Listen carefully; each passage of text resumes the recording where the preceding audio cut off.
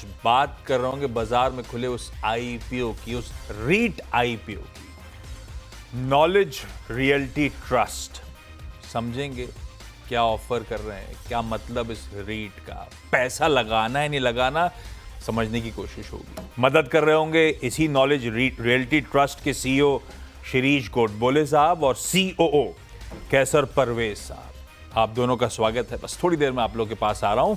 पहले इस दोपहर की टॉप हेडलाइंस। आरबीआई ने दरों में नहीं किया कोई बदलाव, रेपो रेट 5.5% पर रखा बरकरार। तो वहीं एसडीएफ रेट 5.25% और एमएसएफ रेट भी 5.25% पर कायम। उधर पॉलिसी स्टैंड भी लगातार दूसरी बार रखा न्यूट्रल। आरबीआई पॉलिसी के बाद बाजार में रिकवरी का मूड। निचले स्तरों से निफ्टी करीब 60 पॉइंट सुधर कर 24,600 के ऊपर आया। बैंक निफ्टी 200 पॉइंट से ज्यादा रिकवर होकर हरे निशान में आया। मिड कैप्स और स्मॉल कैप्स में भी सुधार। आरबीआई रेट कट नहीं होने से रियल्टी सबसे ज्यादा निराश। रियल्टी इंडेक्स 1.25% टूटा। 2% तक टूटे फीनिक्स मिल्स, हडको और गोदरेज प्रॉपर्टीज। वहीं फार्मा और आईटी सेक्टर भी 1% से ज्यादा नीचे। वीकली ऑप्शंस पर लगाम से सेबी का इनकार। चेयरमैन तुहिन कांत पांडे ने खबरों को बताया गलत। सेबी चेयरमैन के बयान के बाद बीएसई में निचले स्तरों से 5% की रिकवरी। बजाज ऑटो ने पेश किया अनुमान के मुताबिक रिजल्ट्स। पहली तिमाही में कंपनी की आय और मुनाफे में दिखा 5.5% का उछाल। मार्जिन्स में भी दिखा हल्का दबाव। उधर दिवीज लैब के हर पैमाने पर अनुमान से कमजोर रहे रिजल्ट्स। शेयर 3% लुढ़का।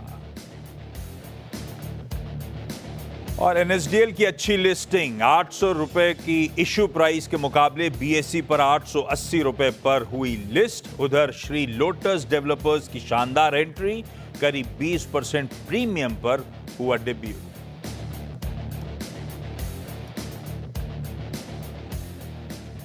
कहीं गए नहीं है मार्केट। लोअर लेवल से रिकवरी जरूर, लेकिन थोड़ा सा पस्त आपको इस समय निफ्टी कामकाज करता हुआ नजर आएगा।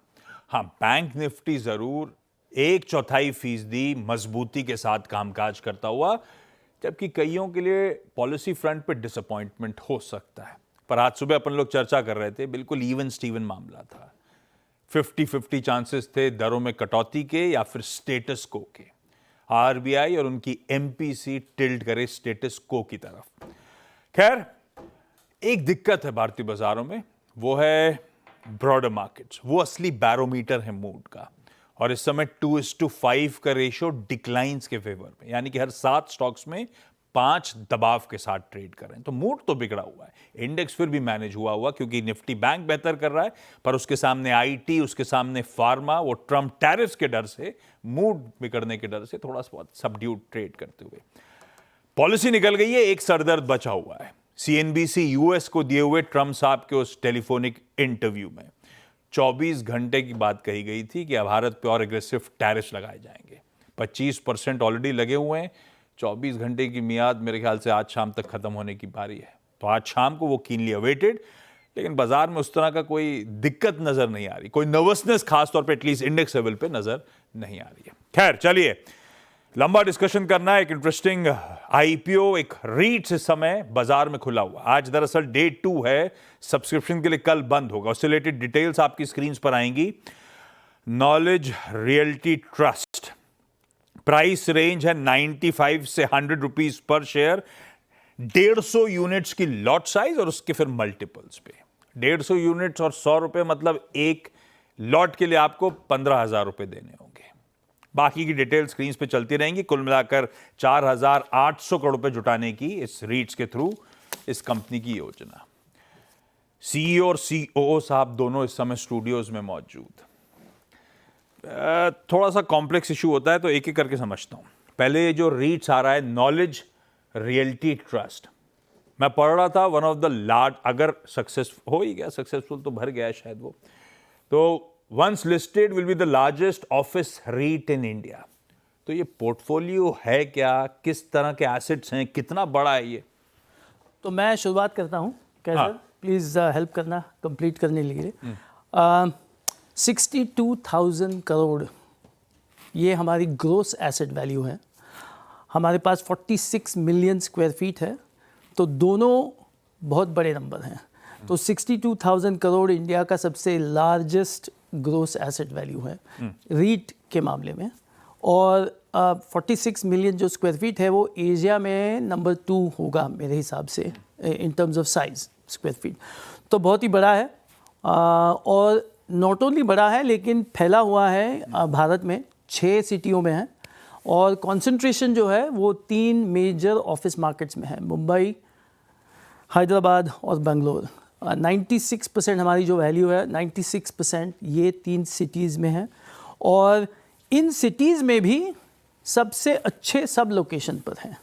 तो BKC ले लो, लोअर परेल ले लो मुंबई में, ORR ले लो बेंगलोर में, हाईटेक सिटी ले लो हैदराबाद में। मतलब अगर की प्रोमिनेंट लोकेशंस में, प्रोमिनेंट लोकेशन पे प्रोमिनेंट एसेट और हाई, जैसे मैंने बोला हाई एसेट वैल्यू टोटल्स।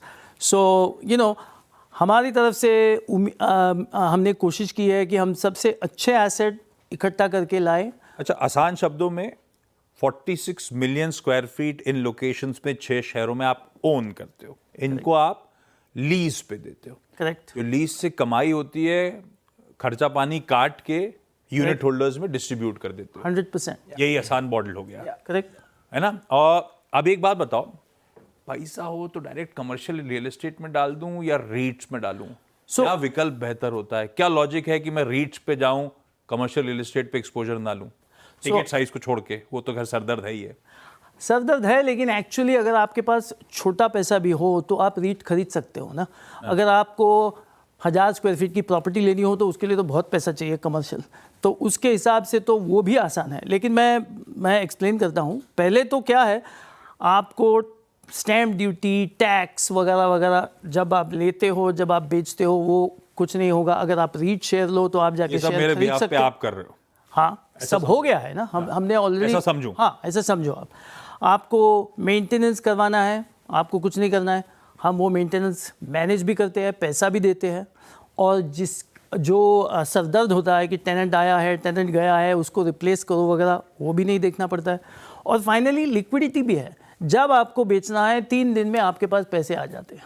अगर आप खुद प्रॉपर्टी लो तो वो जाके सेलर को ढूंढो, फिर ब्रोकर को फी दो, फिर उसके बाद बेचो। तो अगर आप ये पूरा मॉडल ऐड कीजिए तो रीट शेयर खरीदना बहुत आसान काम है। और हमारे हिसाब से आम आदमी को समझना चाहिए कि REIT is the best way to own real estate, at least commercial for now, right. जैसे आपने गोल्ड में आपने देखा है कि वैसा ही हो रहा है ना। गोल्ड ETF अभी काफ़ी आ गई है। Indian, I mean you know, जब भारतीय है आम आदमी को तो गोल्ड और प्रॉपर्टी दोनों खरीदना है। दोनों अब जो शायद मैं कभी नहीं कर सकता था वो आप मुझे करके दे रहे हो, कमर्शियल रियल एस्टेट का एक्सपोजर दिला रहे हो। क्या सर, हम मतलब इस केस में स्पॉन्सर हो गए शायद। एक स्पॉन्सर था ब्लैकस्टोन, दूसरा था वो सत्व। ब्लैकस्टोन हम सब जानते हैं कि भाई दुनिया का वन ऑफ द बिगेस्ट है ऑल्टरनेट एसेट मैनेजर। ये सत्व क्या है जी? And before I answer that, you know, just to add to जो शिरीष बोल रहे थे, तो REIT sir, you know Ashish ji, एक फ्रेमवर्क है जहाँ पर सबसे बड़ी बात इसमें यह है कि एक छोटे निवेशक को किराया और मुनाफा ये दोनों एक डिविडेंड की तरह मिलता है। एंड उससे बड़ी बात यह है कि एक छोटा निवेशक एक बड़ी बिल्डिंग शायद नहीं खरीद पाता, बट रीट के थ्रू वो एक बड़ी बिल्डिंग के डिविडेंड का हिस्सेदार बन सकता है। वो एक सबसे बड़ी बात है, instead of liquidity, you know. But जो सबसे बड़ी बात है कि एक छोटा इन्वेस्टर आज एक बड़ी बिल्डिंग का एक हिस्सेदार बन सकता है। कमिंग बैक टू हमारी सबसे बड़ी बात इस रीट की है कि हमारी जो स्पॉन्सरशिप्स हैं, एक ब्लैकस्टोन की है जो एक ग्लोबल क्रेडिबिलिटी लाते हैं, ग्लोबल गवर्नेंस लाते हैं, और दूसरा है हिंदुस्तान में तो कमर्शियल क्या कहते हैं, मकान मालिक सबसे बड़े वही हैं। एग्जैक्टली। बट दूसरी स्पॉन्सरशिप जो कि और भी अच्छी है वो है सत्वा ग्रुप की, जो एक लोकल डेवलपमेंट एग्जीक्यूशन एक्सपर्टीज लाती है। सत्वा ग्रुप बैंगलोर में पिछले 30 सालों से बिजनेस में है और उन्होंने कुछ 74 मिलियन स्क्वायर फुट डेवलप किया है, जिसमें say about 43-44 million square foot commercial है और बाकी रेजिडेंशियल है। उनकी बिजनेस लाइंस और भी हैं, बट वो बहुत कम डेवलपर्स में से हैं जिनकी क्रिसिल A+ रेटिंग है और कई सालों से है। तो अगर आप देखा जाए तो इन सम वेज जो हमारी स्पॉन्सरशिप है ब्लैकस्टोन की और सत्वा ग्रुप की, वो एक ग्लोबल गवर्नेंस और लोकल एग्जीक्यूशन एक्सपर्टीज, इन दोनों का कॉम्बिनेशन ब्लेंड है, ऐसा it's a very good blend. अच्छा चलो, 4,800 करोड़ पे जुटाने की योजना, जिसमें स्ट्रैटेजिक इन्वेस्टर का पोर्शन 1,200 करोड़, एंकर इन्वेस्टर का पोर्शन 1,620 करोड़। एंकर इन्वेस्टर की डिटेल तो मैंने टटोल ली, एक्सचेंजेस पे आई हुई है। उस एंकर इन्वेस्टर में लिखा हुआ था कि ये जो स्ट्रैटेजिक इन्वेस्टर का कम्युनिकेशन है in a separate letter to the stock exchanges, वो कहीं मिला नहीं। ये स्ट्रैटेजिक इन्वेस्टर आ गया है, स्ट्रेटेजिक इन्वेस्टर्स आ गए। इनफैक्ट वो बताया नहीं जाता कि कौन है। स्ट्रेटेजिक इन्वेस्टर्स के नाम हमने अपने ऑफर डॉक्यूमेंट में भी दिए हैं, जो फाइनल डॉक्यूमेंट जो जब हम सेबी को सबमिट करते हैं तो हमने दिए हैं। Strategic investors are already there. तो 4,800 में से 1,200 1,620 करोड़ पे आ गए, 1,980 करोड़ पे बचे हुए हैं, जिसके लिए ये अपन बातचीत कर रहे हैं। और जिसमें से रिटेल और HNI पीस के लिए सिर्फ 900 है। बिकॉज अगर आप देखा जाए तो हम मार्केट में आए थे 6,200 करोड़ के लिए, टोटल जो रेस था, जिसमें से 1,400 करोड़ हमने प्री आईपीओ किया, जिसमें से फिर बच गए हमारे पास 4,800 करोड़। 4,800 करोड़ में से हमने 1,200 करोड़ स्ट्रेटेजिक किया, बच गए 3,600 करोड़। ठीक है, इसी में एक इशू और, एंकर के लिए तो लॉक इन होता है 1 महीने का मिनिमम, ये स्ट्रैटेजिक का भी कोई लॉक इन होता है? के लिए थोड़ा सा लंबा लॉक इन होता है, 6 महीने का। 6 महीने का। अच्छा, इशू पूरा फ्रेश इशुएंस है, 4,640 करोड़ पे डेट रिड्यूस करने की तैयारी। Absolutely. बुक्स पे डेट कितना है? आई एम अज्यूमिंग जो हाई कॉस्ट डेट होगा उसको आप निकाल रहे होगे, कितनी कॉस्ट सेविंग हो रही होंगी? So the debt before money, before the issue, IPO से पहले 19,500 करोड़ था, विच इज रफली about 31%। And 6,200 crore debt pay down करने के बाद हमारे पास 11,300 करोड़ का डेट होगा, which will be 19%। Pre IPO का पैसा भी डेट पे ऑफ के लिए एवरीथिंग। इससे दो चीज़ें होती हैं। इससे सबसे बड़ी चीज़ होती है कि हमारी LTV जो लोन टू वैल्यू है on our gross asset value becomes the lowest 19%। So और अगर आप रीट को देखें तो our LTV becomes the lowest. And the दूसरा फायदा ये है, it gives us maximum headroom from the 19% to 30% to follow all kind of our growth plans, accretive growth plans for our investors. अच्छा, एक वर्ड आप लोगों ने यूज़ करा था रिटेल के लिए, हिस्सेदारी, है ना? कमर्शियल कभी सोचा नहीं था जो हिस्सा ले सकते हैं। किस चीज़ का हिस्सा ले रहा हूँ? कितना लीज रेंटल आता है आप लोग का, है ना? उसमें क्योंकि वो कह रहे थे 90% कमिटेड ऑक्यूपेंसी है, तो इस समय कितना लीज रेंटल आता है, खर्चा पानी हटाकर डिस्ट्रीब्यूटेबल सरप्लस होता क्या है, किसका मैं पाए ले रहा हूँ? गणित क्या कहे? Okay, I'll take that. ठीक है। So Ashish ji, REIT is a combination of stable income and visible growth. And KRT is a combination जहाँ पर एक स्थिर KRT मतलब Knowledge Realty ट्रस्ट, एक कॉम्बिनेशन है स्थिर इनकम की और विजिबल ग्रोथ की। आप स्थिर इनकम और विजिबल ग्रोथ, अब ये स्थिर इनकम इस समय क्या है और विजिबल ग्रोथ मतलब हमारी कोई केपेक्स प्लान्स वगैरह हैं? एग्जैक्टली। सो स्थिर इनकम है जो आपको डिविडेंड मिलेगा, विच इज बेसिकली द सवाल आपने जो पूछा कि dividend is the rent, all the rent and the monies which we get from the maintenance of those assets. अभी कितना आ रहा है हमारे पास? So FY27 is a stabilised year.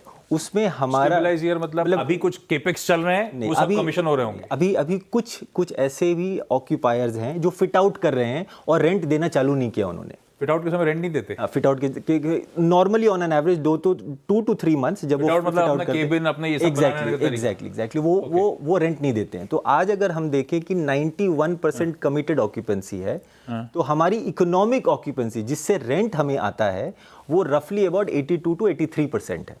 सो जो डिफरेंस है ये 6-7% का, वो नेक्स्ट 6 से 7-8 महीनों में कंप्लीट हो जाएगी। FY27 आप कितना कह रहे हो आएगा? FY27 में हमारी टोटल रेवेन्यू 4,700 करोड़ होगी, मोटा 4,700। और ये 100% डिस्ट्रीब्यूट कर रहे होंगे? 100% हम डिस्ट्रीब्यूट करते हैं, क्वार्टरली डिस्ट्रीब्यूट करते हैं। एक्सपेंसेस जब डिस्ट्रीब्यूशन में मेरा डिविडेंड भी है, वो ब्याज पर खर्च भी और डेट रीपेमेंट भी है। 4,700 आएगा तो हम ब्याज हटाएंगे उसमें से, अपने खर्च हटाएंगे उसमें से, फीस हटाएंगे, उसके बाद 3,500 करोड़ हम डिविडेंड के तौर पे इन्वेस्टर्स को देंगे। उसकी अगर मोटा मैथ अगर हम देखें तो FY27 में डिविडेंड ऐसा अनुमानित है कि 7.2%, FY28 में 7.7 और FY29 में 8.2% के डिविडेंड देने का प्लान है। And this is the part of your stable income, and this income will increase जब हमारी लीजिंग और बढ़ जाएगी। Other thing is that in this REIT कि हमारी जो रेंट्स है वो मार्केट रेंट से बहुत कम है. सो जब एक टेनेंट हमारी बिल्डिंग को छोड़ता है या रिन्यू करता है तो वो रेंट बढ़ जाता है. इसी में ये जो करंट टेनेंट्स हैं, एक टेन्योर होता है. हमारे मुंबई में 11 महीने का साइन कराते हैं. आप लोग कितना साइन कराते हो? और जब रिन्यूएबल के लिए आता है तो औसतन कितना रेंट बढ़ जाता है लीज रेंटल? सो मैं इस सवाल को I will answer in 2 parts. I will answer in 2 parts. So Bangalore और हैदराबाद मार्केट्स में ये जो टेन्योर होती है ये 10 से 12 साल की लीज होती है ऑन एन एवरेज. इसमें एस्केलेशन होता है? इसमें एस्केलेशन होता है. और मुंबई में ये नॉर्मली लीजेज ये 5 साल की होती हैं. बैंगलोर हैदराबाद में जो एस्केलेशंस होती हैं वो हर 3 साल में 12 से 15% होती है.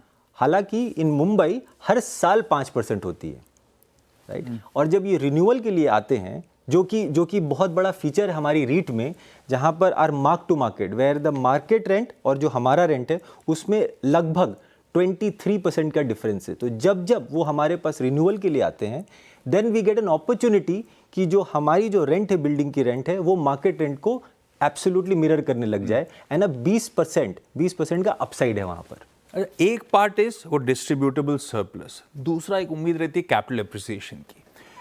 ये एनएवी कितना है पर यूनिट इस समय बैठ रहा जो 100 रुपए पे अपन ऑफर कर रहे हैं? 110 रुपया. सो एनएवी है 10% 9% डिस्काउंट पे आ रहा है. डिस्काउंट पे आ रहा है. और ये उम्मीद है हमारी कि ये एनएवी बढ़ेगा और बढ़ेगा 7 से 8% हर साल. तो हमारी उम्मीद है कि टोटल रिटर्न हम मिड टीन्स में दें, यानी 7 से 8% ब्याज और 7 से 8% टोटल जमा के एनएवी एप्रिसिएशन जमा के 15% का रिटर्न. ऐसी हमारी उम्मीद है. लेकिन और एक मैं चीज़ ऐड करना चाहता हूँ आशीष जी.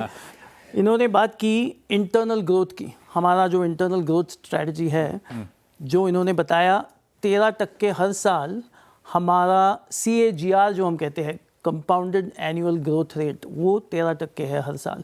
और जो गैप है जो बता रहे थे रेंट्स में, वो अच्छा गैप है.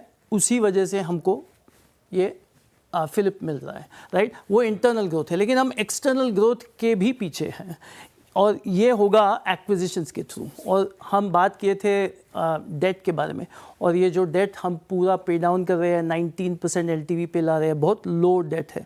क्यों लो डेट है? क्योंकि हमको ये लो डेट लेवल इस्तेमाल करना है एक्विजिशंस के लिए. तब हम बाहर जाएंगे कंपनी और लिस्टिंग होने के बाद एक्विजिशंस करेंगे तो पैसा देना पड़ेगा. तो पैसे देने के लिए आएंगे कहाँ से, राइट? तो आप न्यू इश्यूएंस के लिए नहीं जाएंगे. हमारे पास एक्चुअली कैपेसिटी डेट में पड़ी हुई है. सो हमारा जो 19% LTV डेट है ये हम शायद 32% वगैरह तक ले जाएंगे. तो उस हिसाब से 7 या 8 हज़ार करोड़ की कैपेसिटी हम में अंदर ही है, कंपनी के अंदर, एक्स्ट्रा लेवरेज लेके एक्विजिशंस करने के लिए. और मैं जस्ट कंप्लीट करता हूँ. तो ये जो इंटरनल ग्रोथ की बात कर रहे थे, प्लस हमारे जो एक्विजिशंस होंगे वो भी मदद करेगी ये एनएवी बढ़ाने के लिए. और वो हमारा टोटल हिसाब है. And that is why we think we stand out compared to the other REITs. सही है. आप दोनों का धन्यवाद. मज़ा आ रहा था. ऐसे तो मैं आधा घंटा और बातचीत कर सकता था आप दोनों के साथ, पर थैंक यू. बेस्ट विशेज इस ऑफरिंग के लिए. अब जब लिस्ट हो जाएगा तब और बातचीत करेंगे. इस बीच